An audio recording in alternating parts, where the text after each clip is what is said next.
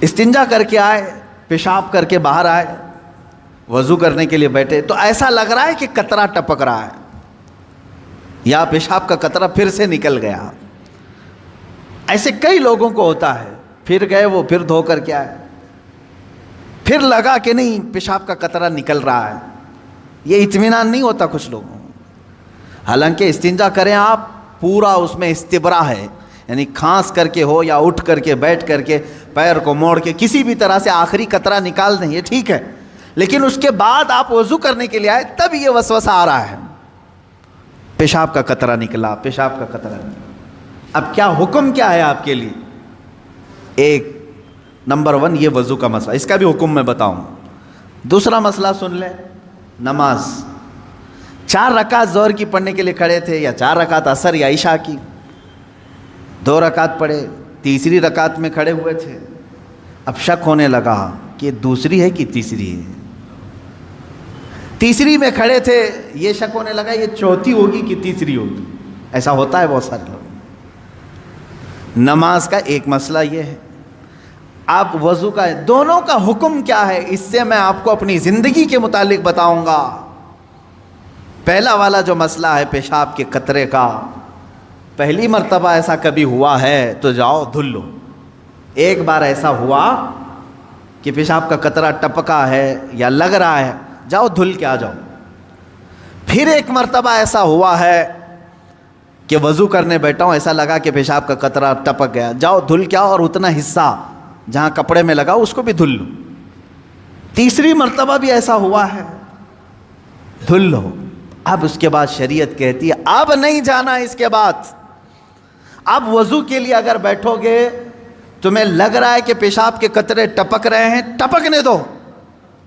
تم پانی لے لو ایک چلو میں اور اس جگہ پر چھڑک دو پانی وہاں پر اس کپڑے کے اوپر چھڑک دو. کیوں؟ اس لیے کہ کہا گیا ہے کہ بعد میں اگر تمہیں وسوسہ بھی آنے لگے تو یوں سمجھ لو یہ پیشاب کا قطرہ نہیں بلکہ میرا چھڑکا ہوا پانی ہے، میرا چھڑکا ہوا پانی. اچھا ایسا کیوں کرایا گیا؟ شک تو ہو رہا ہے. سنیں فقہائے کرام نے فرمایا اے بندے تجھے عبادت اللہ کی کرنی ہے. کس کی کرنی ہے؟ اللہ کو راضی کرنا ہے. اور یہ جو وسوسے آ رہے ہیں تجھے یہ شیطان کے ہیں. اگر تو بار بار اٹھ کر کے دھونے کے لیے چلا جائے گا تو بات یہ ہوگی کہ تو شیطان کی پیروی کر رہا ہے اللہ کو چھوڑ کر کے. یہاں شریعت نے یہاں تک کہا کہ شیطان کی پیروی ہو جائے گی اگر کثرت سے تو کرنے لگ گیا. جب شیطان وسوسہ ڈالا اٹھ گئے، جب شیطان شک ڈالا پھر اٹھ گئے. بار بار اگر خیال آ رہا ہے تو اس پر عمل کرنا جائز نہیں. پانی چھڑک لو اور کہو میں شیطان کی پیروی نہیں کروں گا، میرے مولا کی عبادت کروں گا. دوسرا مسئلہ نماز کا کہ جس میں اگر 3 میں 4 میں شک ہو، ایک بار ہو گیا تو چلو دوہرا لو، 2 بار ہو گیا تو چلو ٹھیک ہے، جتنا یقین ہے اس کے آگے کی رکعتیں پڑھ لو. اب اگر بار بار ایسا شک ہوتا ہے تو فرمایا گیا اپنی نماز ویسی ہی کمپلیٹ کرو، اس لیے کہ یہ شیطان تمہیں وسوسے ڈال رہا ہے. اگر تم اس کے وسوسوں کی طرف جاؤ گے تو یہاں ہوگا یہ کہ تم شیطان کی پیروی میں لگ گئے. حقیقت میں نماز تو رحمان کی عبادت ہے. آپ سمجھ رہے ہیں؟ یہ 2 مسئلوں سے میں تمہیں بتاؤں گا میرے عزیزو. پوری زندگی بھر شیطان اسی طرح سے کرتا ہے، تمہیں اپنے اصلی مقصد سے ڈائیورٹ کر کے کسی عام فضول چیز میں لگا دیتا ہے، فضول چیز میں لگا دیتا ہے. اسی لیے اب جیسے کسی نے اپنے پورے گھر کی فکر میں، اپنی جائیداد کی فکر میں پوری زندگی ختم کر دی، اسے معلوم ہی نہیں کتنے دن رہنے والا تھا، کتنی عمارتیں بنا رہا ہے، کتنی چھتیں قائم کرے گا. اے بندے تیری زندگی لمبی سے لمبی جاتی تو 70-80 سال کی، تو بنا ہی رہا ہے 30-40 سال کی عمر میں. بچے ہیں تیرے پاس 25-30 سال، ان 25-30 سالوں کے لیے تو نے اپنی پوری زندگی جھونک دی، صحت و طبیعت سب برباد کر ڈالی. لیکن جہاں 100 سال سونا ہے کہ 200 سال کہ 500 سال کہ 1000 سال، ہمیں معلوم نہیں قبرستان میں کتنا سونا ہے، وہاں کے لیے بندہ ایک رات کی بھی عبادت کرنے کو تیار نہیں، ایک تسبیح گھمانے کو بھی تیار نہیں، وہاں کی عمارت تیار کرنے کو بندہ تیار نہیں۔ یہ شیطان ڈائیورٹ کر چکا ہے تمہیں، تمہاری اصلی منزل تو وہ تھی، تمہیں لگا دیا کسی اور کام میں، تمہیں لگا دیا کسی اور کام میں۔ عزیزان گرامی، اسی لیے تو شاعر نے کہا تھا، آگاہ اپنی موت سے کوئی بشر نہیں، سامان 100 برس کا ہے پل کی خبر نہیں، 100 برس کے پلان ہے پل کی خبر نہیں۔ تو شیطان اس طرح سے جو ہر زندگی میں ڈائیورٹ کرتا ہے۔ اب میں آپ کو بتاؤں ایک چیز، جن چیزوں کو ہم سمجھتے ہیں کہ یہی کل ہے دنیا میں، نوجوان یہ سمجھتا ہے کہ ایک خوبصورت لڑکی مل جائے پوری زندگی ہے، دیکھو اسی پر تو شعر و شاعری کرتا ہے، اسی پر تو پوری محبت کے نغمے گاتا ہے، اسے معلوم نہیں کتنے دن کیا یہ عائش ہے۔ اور کچھ لوگ یہ سمجھتے ہیں کہ مال، گاڑی، کار، بنگلہ ہو جائے یہی سب کچھ ہے۔ تقریباً انہی میں ہم سب دوڑ رہے ہیں، انہی میں ہم دوڑ رہے ہیں۔ ایک بادشاہ نے اعلان کیا کہ آج میری عنایتوں کا دریا جوش میں ہے، میں خوب عطا کروں گا۔ لوگوں کو بلایا، ایک کوئی بندہ ایسا آ جائے جس کے لیے میں کہتا ہوں اپنے ہاتھ میں ایک چھڑی لے لے، لکڑی لے لے، اور وہ زمین پر دائرہ کھینچتا جائے صبح فجر کے بعد۔ اب وہ دائرہ کھینچتا کھینچتا سورج کے ڈوبنے سے پہلے پہلے تک جتنا دائرہ کھینچ لے گا وہ پوری زمین اس کے نام پہ کر دوں گا۔ دن بھر میں آپ کتنے ایکڑ کھینچ لیں گے؟ اگر فری میں مل رہا ہے تو کون چھوڑے گا؟ دائرہ کھینچنے کے لیے کہا کہ جو لکیر سے سرکل بنا لے، جتنا بنا لے گا، لیکن ٹائم ہے سورج ڈوبنے سے پہلے پہلے تک۔ اس میں سے ایک وزیر یا ایک سپاہی آگے آیا اور اس نے اپنے ہاتھ میں چھڑی لے لی، بادشاہ سلامت مجھے اجازت دے دے۔ اور بادشاہ نے کہا کہ اگر سورج ڈوب گیا تو پھر ایک بالشت زمین بھی نہیں دی جائے گی، یعنی 1 فٹ زمین بھی نہیں دی جائے گی۔ ہاں، سورج ڈوبنے سے پہلے پہلے تک یہاں پر دائرہ مکمل کر۔ اب وہ نکلا چھڑی لے کر کے، لکیر کھینچتے کھینچتے، اسے بہت بڑی زمین چاہیے تھی، اتنی بڑی کہ اس سلطنت میں کسی کی نہ ہو، جب فری میں مل رہی ہے۔ کھینچتا کھینچتا وہ گیا، کافی دور تک چلا گیا، دوپہر ہو گئی، تھک گیا، کچھ دوڑا کچھ چلا۔ اب جب دوپہر ہو کر سورج ڈھلنے لگا تو اس نے سوچا واپس ہو جاتے، چونکہ جہاں سے میں دائرہ کھینچا ہوں وہاں تک لا کر کے لکیر کو ملانا ہے، اتنی زمین میرے نام پہ۔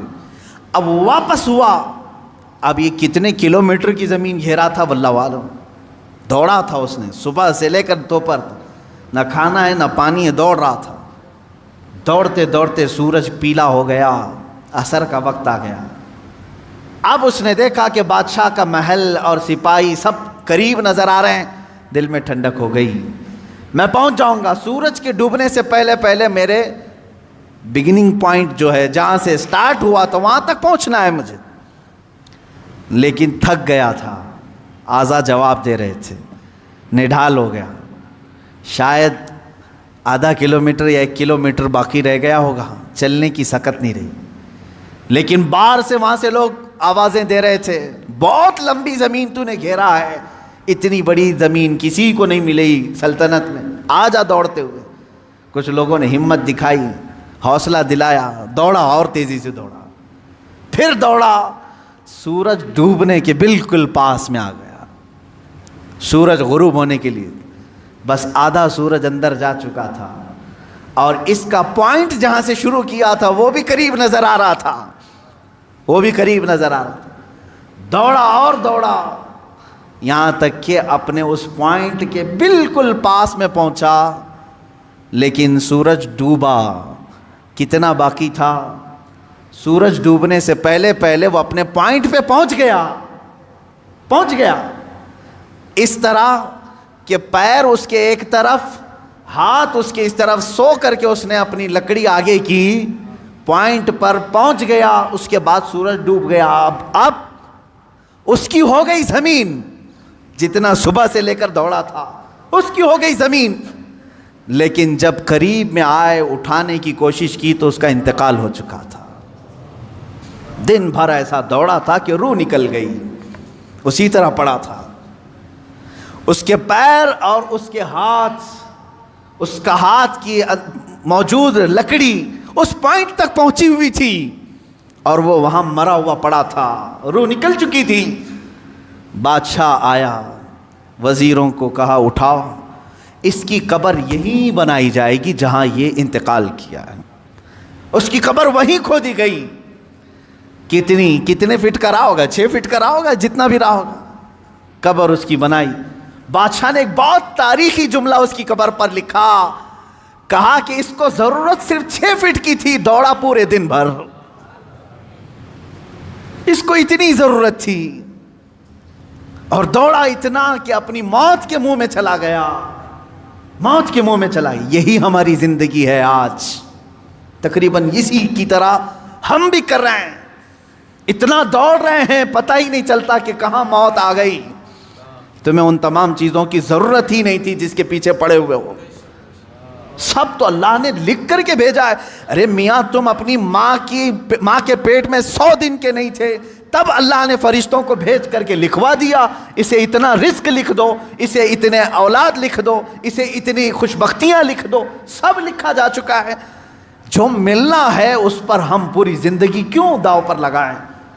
ہمیں تو اس مولا کو راضی کرنے کے لیے زندگی خرچ کرنی چاہیے، ہم وہ نہیں کر سکے۔ میں یہاں چند بزرگوں کی بات بتا دوں، اللہ والے، کیا دنیا میں انہوں نے کچھ حاصل نہیں کیا؟ مخدوم علی شاہ مینا رحمۃ اللہ تعالی علیہ، محمد شاہ مینا رحمۃ اللہ علیہ، لکھنؤ کے بڑے بزرگ، ان کی سیرت میں نے پڑھا۔ جانتے ہیں عبادت بھی کیسے کرتے تھے؟ اللہ اکبر، رات کے وقت کھلی دیوار جو ہوتی، کمپاؤنڈ جیسے ہوتا ہے دیوار کے اوپر کھڑے ہو جاتے تھے، عبادت کے لیے کھڑے ہوتے تھے، ادھر بھی نیچے ادھر بھی نیچے، بیچ میں دیوار ہے، کھڑے کھڑے عبادت کرتے تھے رات تک۔ لوگ کہتے کہ حضور مسجد ہے، نیچے صحن ہے، آرام سے کریں۔ کہتے جب آرام ملتا ہے تو نیند آ جاتی ہے، آرام ملتا ہے تو نیند آ جاتی ہے۔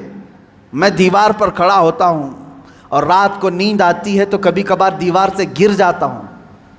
تو کہا گر جاتے ہیں پھر بھی کھڑے ہوتے ہیں؟ کہا ہاں، جو جسم غافل ہوگا اس کی سزا یہی ہے کہ وہ دیوار سے گرایا جائے، جو اپنے مولا سے غافل ہو اس کی سزا یہی ہے کہ اسے گرایا جائے۔ یہ اللہ والے تھے جو لمحے بھر کے لیے غافل ہوتے تو اپنی جسموں کو سزا دے دیتے تھے۔ حضرت سیدنا ابو بکر شبلی رحمۃ اللہ تعالی علیہ، یہ ہمارے سلسلہ قادریہ کے بڑے بزرگ ہیں۔ بحر شبلی شیر حق دنیا کے کتوں سے بچا، ایک کارک عبد واحد بے ریا کے واسطے، ہم شجرہ میں پڑھتے ہیں ان کا نام۔ حضرت ابو بکر شبلی رحمۃ اللہ علیہ بغداد شریف کے بزرگ ہیں۔ سیدنا امام اعظم ابو حنیفہ رضی اللہ تعالیٰ عنہ کے پڑوس میں دفن ہیں۔ آپ جب رات کو ذکر الہی کے لیے کھڑے ہوتے یا عبادت کے لیے کھڑے ہوتے، ایک مرتبہ ایسا ہوا کہ آپ کو جھپکی آئی، نیند آئی۔ یہاں تو لوگ رات تو چھوڑیں جمعہ میں سوتے ہیں، بہت سارے لوگ تو جمعہ میں اپنی نیند کمپلیٹ کر کے آتے ہیں، پتہ ہی نہیں چلا کہ امام کب کھڑا ہوا، اقامت کب ہوئی، خطبہ تو پورا نیند میں چلا گیا۔ واللہ عالم سوتے ہیں یا پھر کشف کرتے ہیں، مراقبہ کرتے ہیں، 4تھی منزل پر پہنچتے ہوں گے۔ عزیزان گرامی، یہ وہ دل سوتا ہے جسے اپنے رب تعالیٰ کی طرف توجہ نہیں ہوتی۔ وہ آیا ہے رسم ادا کرنے کے لیے، وہ آیا ہے لوگوں کے دکھاوے کے لیے۔ دل کی توجہ اور دل کی حضوری ہو تو نیند کہاں کی۔ حضرت ابو بکر شبلی رحمۃ اللہ تعالیٰ علیہ رات کے وقت جھپکی آ گئی، تھوڑا سا اونگ آئی، کیا کیا جانتے آپ؟ وہ کھڑے ہوئے۔ پہلی مرتبہ رات میں ایسا ہوا کہ مجھے اونگ آ گئی، کیسا ہوا؟ اس کے بعد گئے، سرما لگانے کی سلائی لے کر نمک میں پھیرا اور نمک پورا آنکھوں میں لگایا۔ آنکھوں میں نمک لگاتے، ذرا لگا کر کے دیکھو اپنی آنکھوں میں نمک کیا حالت ہوگی۔ سیدنا ابو بکر شبلی رحمۃ اللہ علیہ کی آنکھوں سے خون رستا تھا، خون رستا تھا، ٹپکتا تھا، اور اسی حالت میں وہ عبادت کرتے تھے۔ لوگوں نے پوچھا کیا یہ اس طرح سے کرنا صحیح ہے آپ کا؟ اپنی آنکھوں کو آپ نے نمک میں ڈال دیا۔ وہ ہنستے تھے، کہا یہ غافل آنکھوں کی تو بہت چھوٹی سزا ہے، بہت چھوٹی سزا ہے کہ میں نے نمک پھیر دیا، اگر اسی طرح زندگی بھر غافل رہی تو اس میں تو آگ کی سلائیاں پھیری جائیں گی، آگ کی سلائیاں پھیری جائیں گی، میں تو نمک پھیر رہا ہوں۔ عزیزان گرامی وقار، کہاں ہو تم؟ کس جگہ پر کھڑے ہو آج؟ اپنا مقصد زندگی کو تو سمجھ لو۔ مجھے کیوں پیدا کیا تھا رب تعالیٰ؟ کیا اسی لیے کہ لوگوں کے تانے، لوگوں کو کی جاسوسی میں اپنی پوری زندگی گزار دوں؟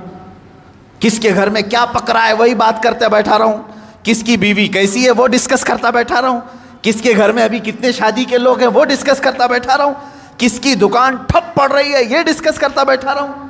تمہاری زندگی اسی لیے ہے، پوری دنیا بھر کے گلے تانے اور شکوے، غیبت، چغلیاں اس کے لیے ہے۔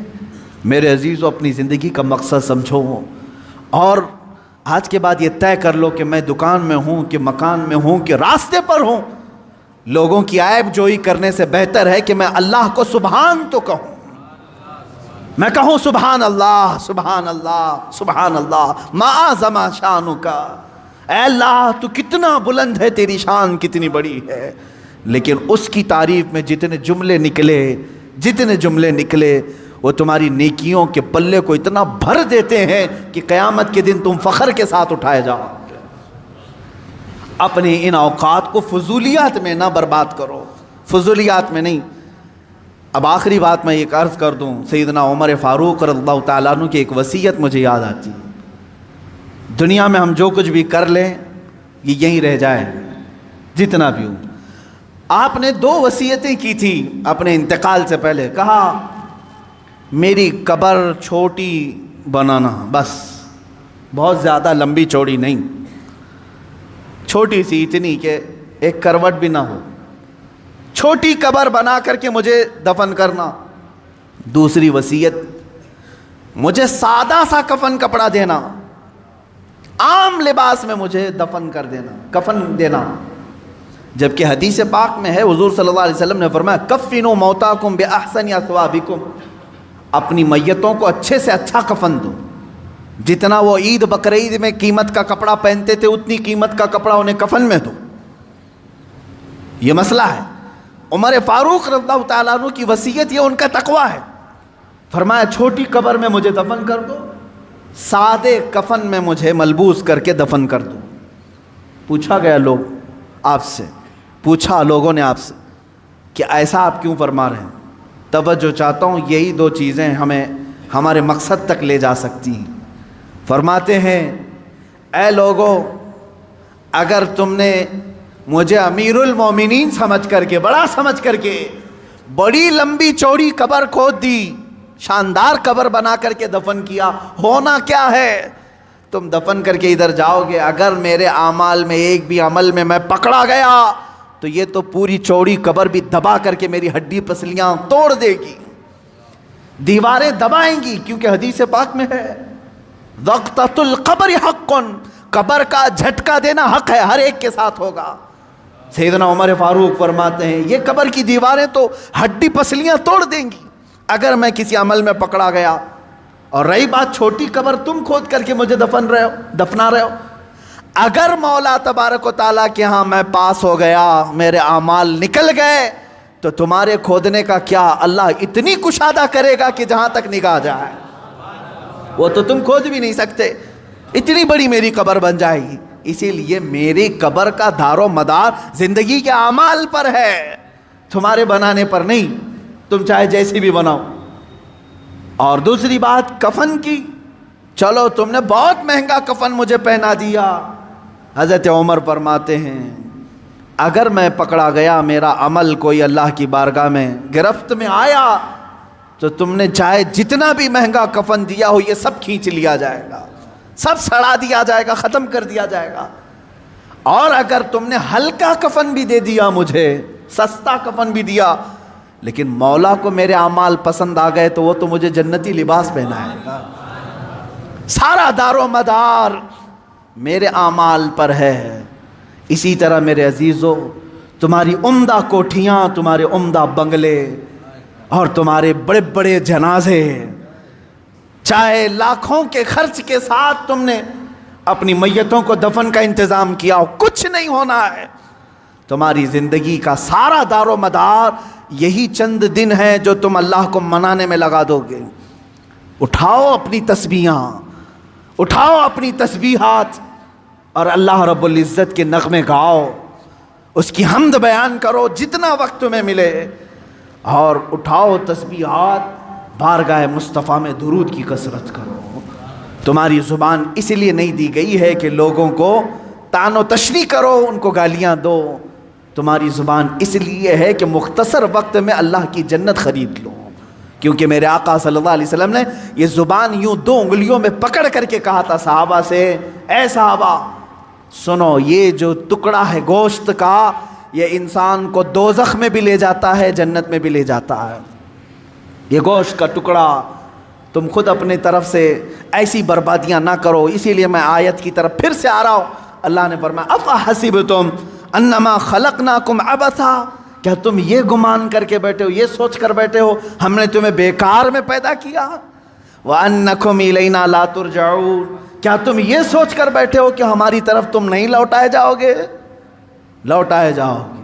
ابھی ابھی میں جنازے سے فارغ ہو کر آیا، ابھی شاید روز ایک جنازہ دیکھتے ہوں گے آپ، کس طرح سے لائے جاتے ہیں، تمہیں اندازہ ہے ہماری بھی موت آئے گی۔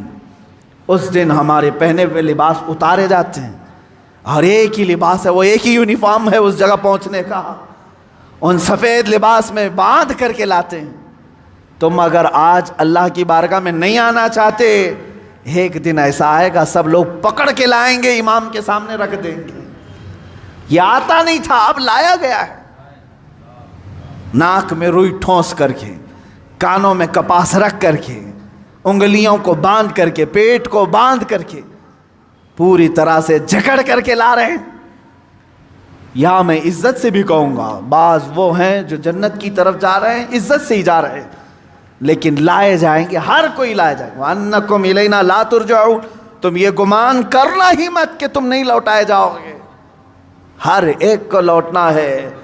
اسی لیے تو تمہیں حدیث میں یہ بتایا گیا تھا، جب کبھی موت کی خبر سنو تو فوراً کہو اِنَّا لِلَّهِ وَإِنَّا إِلَيْهِ راجعون۔ اس کا مطلب کیا ہے؟ ہم اللہ کے ہیں، ہم کو اللہ ہی کی طرف لوٹنا ہے۔ تمہیں ہر موت پر یہ سکھایا جا رہا ہے کہ تم لوٹنے والے ہو، تم لوٹنے والے ہو، تم جانے والے ہو، تم جانے والے ہو۔ عزیزان گرامی وقار، جانے والا اتنے آرام سے اور سستی اور کاہلی میں زندگی نہیں گزارتا۔ کل مجھے سفر پر جانا ہے، آج ہی میں نے سوٹکیس تیار کرنا شروع کر دیا، مجھے کیا کیا پہننا ہے رکھ دیا، کیا کیا استعمال کرنا ہے سب رکھ دیا، صابن سمیت سب چیزیں رکھ دی، ٹوتھ پیسٹ تک نہیں بھولتے۔ لمبا سفر ہے، جتنے دن کے لیے جا رہے ہیں، بیگ تیار آج سے۔ جس کو سفر پر جانا ہے وہ خالی نہیں پھرتا، اور جو آج خالی دکھ رہا ہے، فضول دکھ رہا ہے، اس کا مطلب ہے کہ وہ بھولا بیٹھا ہے کہ اسے جانا ہے۔ اور پھر عزیزو، اگر تم بھولے ہو تو بھولے رہو۔ قرآن میں اللہ تعالیٰ فرماتا ہے ایک دن ایسا آئے گا کہ کچھ لوگوں کو اندھا اٹھایا جائے گا، وہ پوچھے گا قال رب لم حشرتنی اعما وقد كنت بصیرا، اے اللہ تو نے مجھے اندھا کیوں اٹھایا؟ اندھے بھی اٹھائے جائیں گے، ننگے بھی اٹھائے جائیں گے۔ پوچھے گا کیوں مجھے اندھا اٹھایا جبکہ میں دیکھتا تھا، آنکھیارا تھا؟ رب تعالیٰ کا جواب سنو، 16ویں پاری کی آیت میں پڑھ رہا ہوں، سورہ طٰہٰ کی آیت۔ اللہ فرماتا قال كذلك اتتك آیاتنا فنسیتها وكذلك اليوم تنسى، اے بندے تجھے یاد ہے اسی طرح میری آیتیں تیرے تک آتی تھی دنیا میں، تو نگلیکٹ کر دیتا تھا، تو بھلا دیتا تھا، تجھے بلایا جاتا تھا تو پیٹ پھیر کر چلا جاتا تھا۔ رب تعالیٰ فرماتا ہے کذالک الیوم تنسیٰ، اسی طرح آج تجھے بھلا دیا گیا، آج تجھے بھلا دیا گیا، تیری طرف دیکھا بھی نہیں جائے گا۔ قیامت کے دن کچھ بندے ایسے ہوں گے جو ربی ربی ربی کہہ کر 100 سال تک پکاریں گے، 100 سال تک اسے رحمان رحمان کہہ کر 100 سال پکاریں گے۔ فرشتے کہیں گے مولا تیرے بندے تجھے پکار رہے ہیں۔ رب تعالیٰ کیا فرماتا ہے؟ فرماتا ہے ان سے کہہ دو لا یکلمہم اللہ یوم القیامہ، اللہ ان سے آج بات بھی نہیں کرنا چاہتا۔ لا ینظر الیہم، قرآن کہتا ہے ان کی طرف اللہ دیکھنا بھی نہیں چاہتا۔ کیونکہ دنیا میں تم اسے دیکھنا نہیں چاہتے تھے، دنیا میں تم اسے منانا نہیں چاہتے تھے، تم اس کی طرف آنا نہیں چاہتے تھے۔ قیامت کا دن وہ بڑا جانگداز ہے، وہاں فرشتے، ملائے اعلیٰ، انبیاء سب نفسا نفسی کے عالم میں ہیں۔ اگر رحمان یہ کہہ دے تمہارے لیے میں تیری طرف دیکھنا نہیں چاہتا، میں تجھ سے بات نہیں کرنا چاہتا، پھر تم 100 سال پکارو گے، 100 سال تک پکارتے رہو گے۔ اس لیے بہتر یہ ہے کہ آج وہ مولا فرما رہا ہے ادعونی استجب لکم، آج تم نے ایک بار اگر مجھے یہاں پکارا میں 70 بار جواب دوں گا، 70 بار وہ تجھے پوچھے گا، ہے بندے بتا تیری حاجت کیا ہے، بندے بتا تیری طلب کیا ہے۔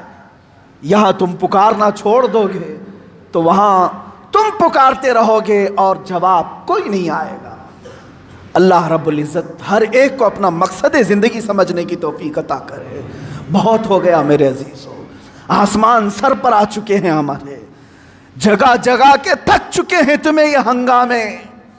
شاعر نے کہا تھا جگہ جگہ کے تھک چکے ہیں تمہیں یہ ہنگامے، مسافرو مسافر نشاط لذت خواب گراں بدل ڈالو، غلط روی سے منازل کا بعد بڑھتا ہے، ٹیڑھا میڑھا چلو گے تو سفر لمبا ہو جائے گا، غلط روی سے منازل کا بعد بڑھتا ہے، مسافرو روش کارواں بدل ڈالو۔ آج بدل دو، زندگی چلنے کے طریقے وہ نہیں ہیں جو میرا جوان چل رہا ہے، آج تمہارے چلنے کے وہ انداز نہیں ہیں۔ حالی نے بڑے شاعر، انہوں نے بارگاہ رسول میں یوں التجا کی تھی، اے خاص خاصان رسول وقت دعا ہے، امت پہ تیرے وقت عجب آ کے پڑا ہے، امت پہ تیرے آج عجب وقت آ کے پڑا ہے، اے رسول پاک آج ہماری مدد کر لے۔ کیوں؟ اس لیے کہ وہ نکلے تھے جو عرب سے بڑی شان سے، وہ مومنین نکلے تھے بڑی شان سے، آج وہ اسلام اپنے ہی دیش میں غریب الغربا ہے، یہاں کروڑوں کی تعداد میں ہو کر ہم غریب ہیں، اجنبی ہیں، مارے جاتے ہیں، توڑے جاتے ہیں، پھونکے جاتے ہیں، جلائے جاتے ہیں۔ اس کی وجہ یہ ہے کہ ہم نے اپنے رشتوں کو چھوڑ دیا اور اپنا مقصد زندگی چھوڑ دیا۔ وہ صحابہ کی جماعت تو دیکھیں، نہتے تھے، نکلتے تھے، اور شادی کے لیے نکلا ہوا جوان آج شادی ہے، حضور نے طے کی شادی، راستے میں سامان خریدنے گیا ہے، حضرت عبداللہ اسود رضی اللہ تعالیٰ عنہ، کالے حبشی تھے، غریب تھے، مال صحابہ نے دیا تھا، جا تیری شادی ہے سامان خرید کر کے لیا۔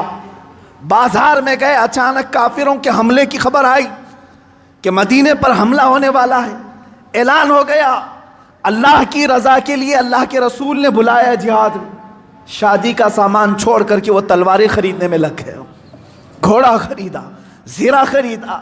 صحابہ کہتے ہیں یہ سارے سامان جو شادی کے خریدنے کے تھے سب اپنی شہادت کے سامان خرید کر کے آیا، اور گھوڑے پر بیٹھا، لوگ کہتے ہیں ہم پہچان نہیں پا رہے تھے، اس لیے کہ ہمیشہ یہ پیدل چلنے والا آج نہایتی شان کے ساتھ گھوڑے پر سوار ہے۔